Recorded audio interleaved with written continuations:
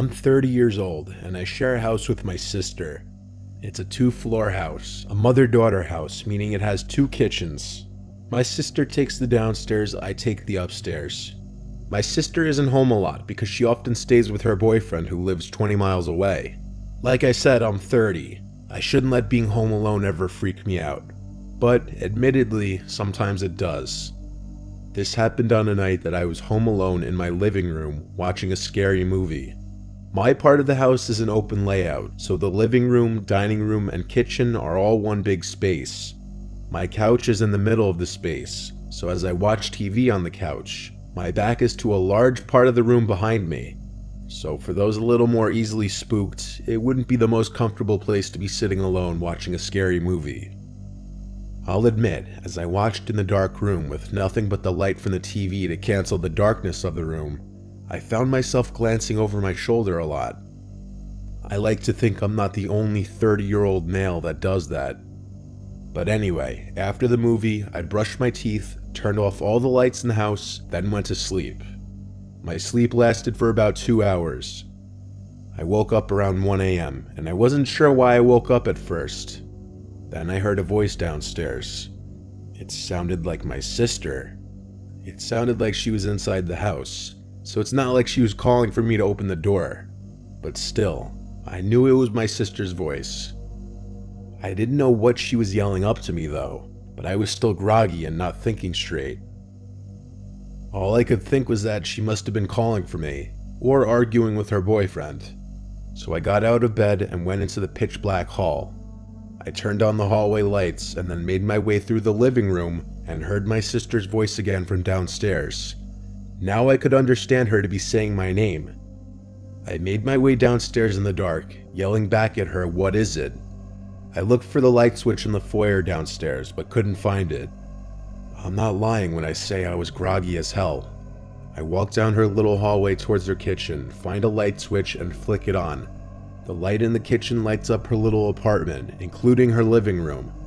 The light starts off dim and needs time to brighten up, but I still saw that there was no one down there. Not her, not her boyfriend. I went to her bedroom, but it was empty.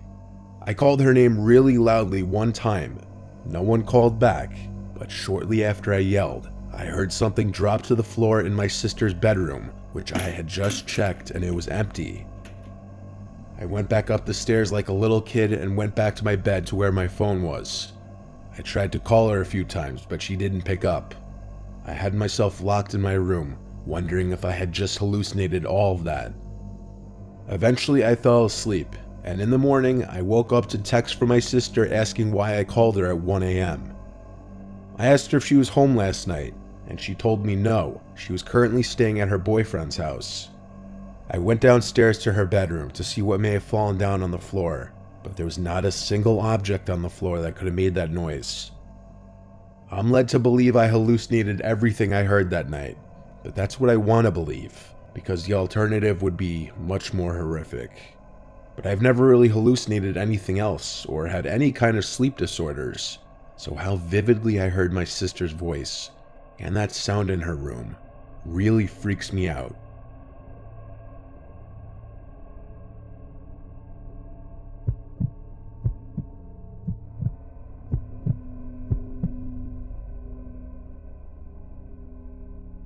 I was left home alone a lot as a kid, just due to the fact that my mom was single for a good chunk of my upbringing, and she worked as an RN on a crappy RN schedule, and my brother went away to college. This was a night that my mom was working an overnight. It was a weekend night, so I had this girl Molly over who I was talking to, and she hung out for a while. We watched a couple movies and whatnot, and eventually she had to go home because her parents don't like her out late, so I was left alone to hold down the fort. I continue to watch TV in my room and bed. My bedroom is upstairs next to the backyard, so when someone dragged one of the chairs on the deck outside, I heard it. I got up and looked out the window, and I saw someone sitting on one of the deck chairs down below. I called Molly's name thinking it was her. After all, she'd only left under 10 minutes ago. Whoever it was looked up at me, but it wasn't Molly. I immediately pulled away from the window to hide. That was not anybody I recognized. Not in the darkness, at least. I texted a few close friends in our group chat if it was one of them messing with me. The ones who answered all said no, and asked what I was talking about. I didn't really believe any of my friends would come to my house to mess with me like that anyway. Scared shitless, but still curious, I slowly walked back over to the window to look down again, and that person was still sitting in the chair, looking up at my window. It was a he, that much was clear, and he definitely saw me.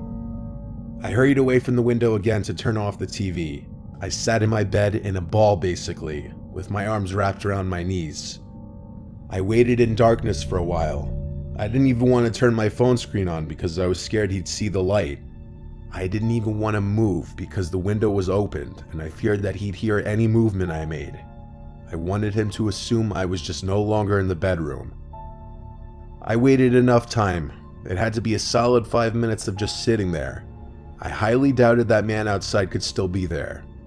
I finally mustered up the courage to get up and look out the window. I felt a little part of me die inside when I saw he was still down there, looking up at my window. Instead of running away from the window again, I tried to be brave and said down to him, "What do you want?" I then noticed his shoulders started to go up and down as if he were laughing really hard, but he didn't make any kind of audible laughing sounds at first, till I heard a slight whistling sound coming from him. It seemed like he was laughing so hard that he was wheezing. I asked him to please go away, then walked away from the window again. I went back to my bed. I was scared to call the police for some reason. I left my room and sat at the top of the stairway listening. The back door was being pushed. He was trying to get into the house. I ran back to my room to hide again. I was 14, I didn't know what else to do. Eventually I heard the front door's doorknob being fiddled with, and the man trying to push the front door open as well. He gave up quickly, thank God. I closed my bedroom window and curtains. If our doors weren't locked, I could have been killed easily. I was skinny and weak when I was 14 and definitely not a fighter. I didn't leave my room again that night until my mom got home around 9. I told her what happened, and her reaction was angry at me for not calling 911, and in hindsight that was very stupid of me.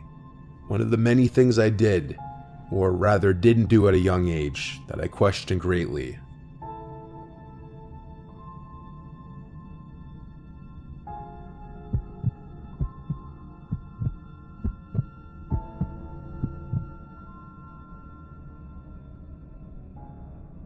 This was the story of how I almost died as a young kid, home alone, and possibly the most intense night of my life with way too much going on.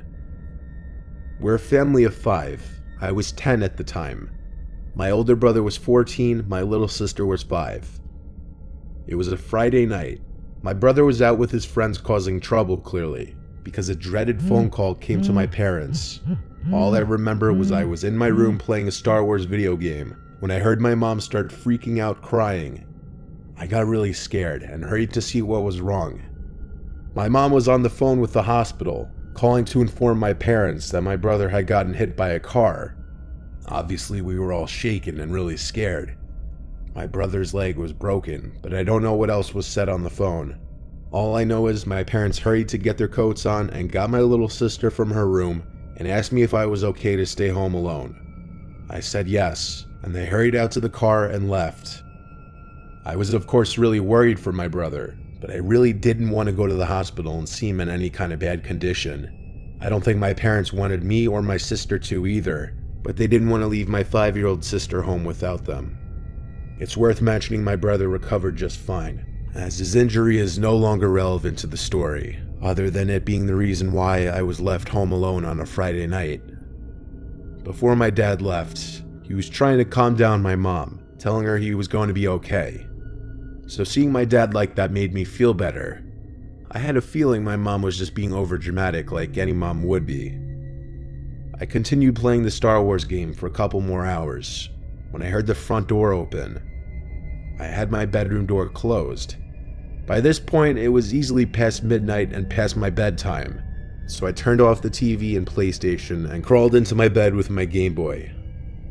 I tried listening to hear my parents' voices, maybe hear if my brother was with them or just hear what they were saying, but I didn't hear anything.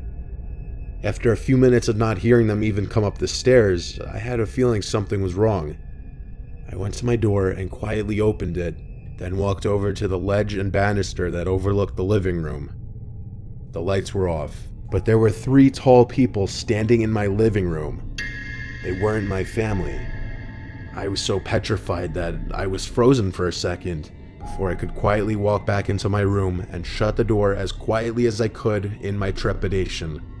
But it wasn't quiet enough, and I knew it. They had to have heard the door click shut, even if just slightly. I hurried to my closet door, opened it quietly, stepped inside, then shut the door. I had myself sitting behind a bunch of the boxes and bags of clothes that were stuffed in my closet. I was actually pretty covered from view. There was this short period that felt like forever that I was anticipating my bedroom door open, and it did. And at that moment, I knew I was going to die. I heard footsteps walk into the room. I couldn't tell how many people. It may have been 1, it may have been 2. I heard the footsteps move to my bed. Then I heard my covers being played with. Then silence. Then more footsteps towards the closet door. Then silence for a few seconds. And then the closet door opened. My heart was in my throat by this point. All I did was sit quietly and hold my breath. The door was open for a really long time, but I didn't look up. I didn't move. It had to be a good 20 seconds of silence before the door closed again. Footsteps walked away from the door, then out of the room. I finally looked up, and I just realized, from where I was crouched down behind the bags and boxes, I may have been visible to that person. It wasn't until probably an hour that I heard my parents return. I ran downstairs to them. The front door was left ajar by the people who broke in, and they had stolen a number of valuables from our house. It was a night that just went from bad to worse for our family. My parents were in such a rush when they left for the hospital that they apparently didn't even lock the door. I was lucky to have not been killed or kidnapped. I look back now and really wonder if the person who opened the closet and just stood there for 20 seconds saw me hiding in there. Maybe he was just a guy that came to rob a house, not to kidnap or hurt a child. Or maybe he just didn't see me, and I just narrowly escaped death or injury.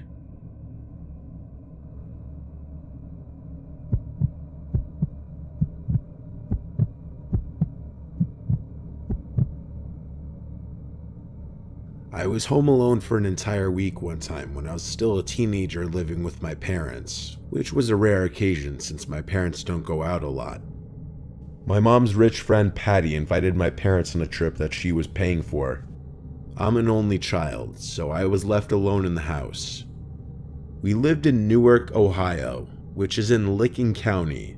Yes, our county was actually called Licking County. My parents' old house had woods in the backyard and was on some quiet road that only a few cars would pass per day usually.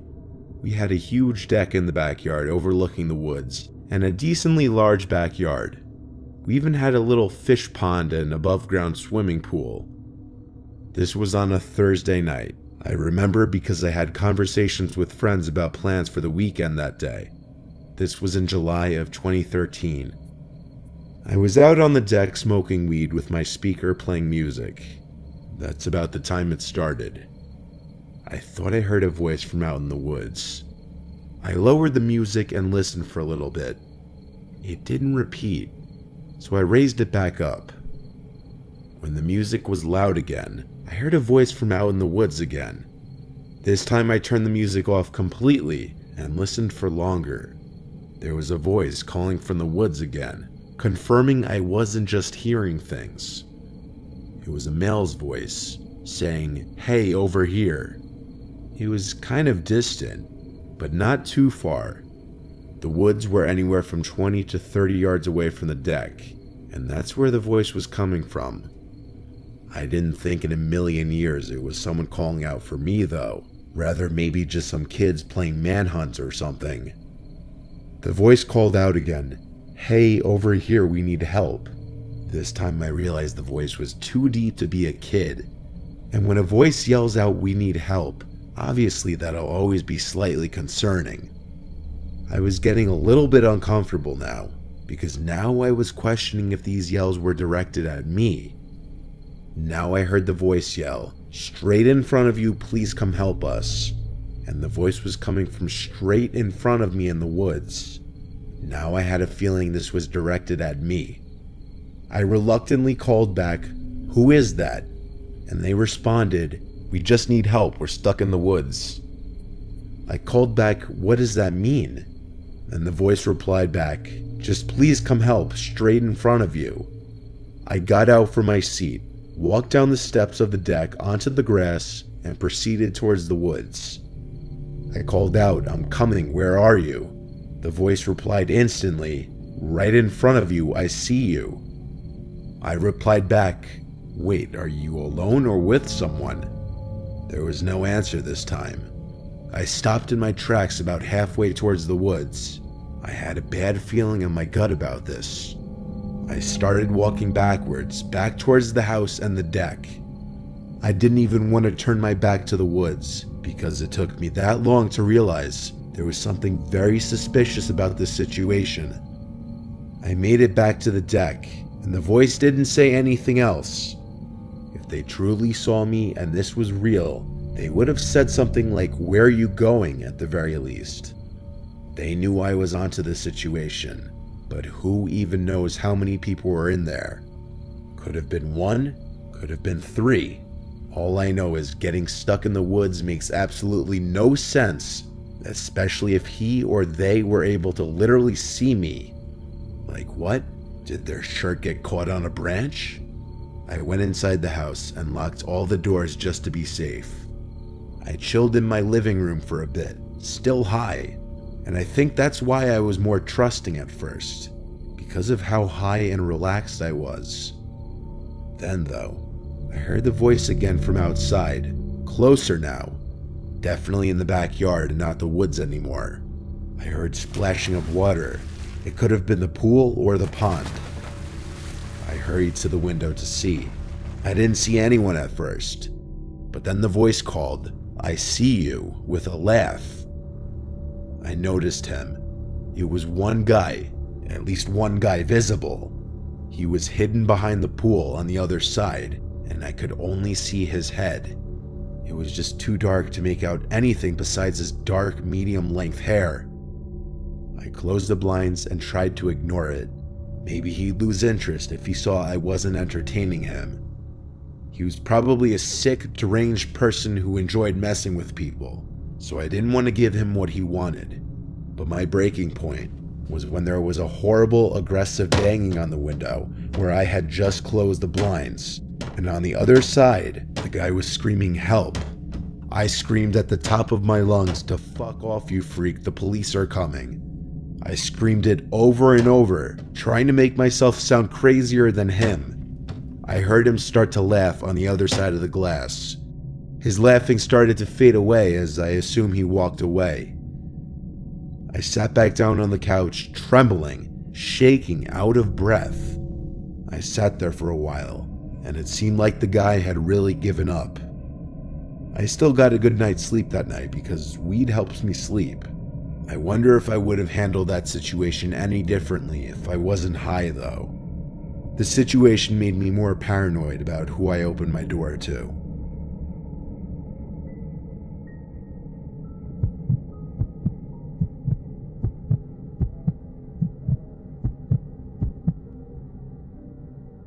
I'm 23 years old, and I live at home with my parents still. One day they were both not home, and I was outside playing basketball in the front yard. At some point while I was playing, I looked up at one of our upstairs windows and saw a woman standing there. Not my mom, not my sister. It was a random woman. I guess when she saw me looking at her, she dipped away from the window. When I went inside and upstairs to check the lounge room, she wasn't anywhere. I checked every single room I could, every bedroom, the bathroom, every closet. Then I checked the downstairs, which included the living room, kitchen, dining room, one bedroom, and more closets. Finally, I checked the basement, and I highly doubted she could be down there. It's a small basement with a couple couches, a bar, and 2 closets. There weren't many places for someone to hide, but when I opened the second closet door, I was incredibly scared, as I didn't know of any other places someone could be hiding in the house. This was the last unchecked spot that I could think of.